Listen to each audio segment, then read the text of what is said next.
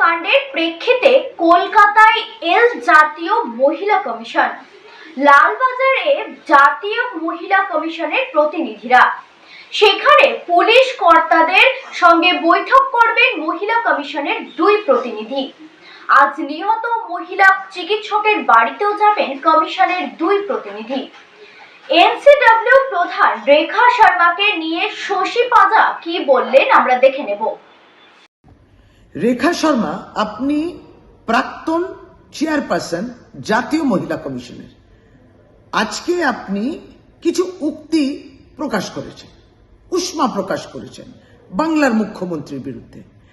আপনি যখন চেয়ারপারসন ছিলেন জাতীয় মহিলা কমিশনে, আমরা দেখেছি পক্ষপাতিত্ব আপনি কোন জায়গায় গিয়ে দাঁড় করিয়েছিলেন। আপনি বিশেষভাবে বিজেপির বিরুদ্ধে যে বিভিন্ন রাজ্যগুলোতে সরকার ছিল, সেই রাজ্যগুলোকে আপনি কিন্তু হেনস্থা করতেন, অ্যাটাক করতেন। আর পুরোপুরি যেখানে বিজেপি শাসিত রাজ্যগুলো ছিল, যেখানে নারীর উপরে অপরাধ হতো, সেখানে কিন্তু আপনার চোখটা যেত না।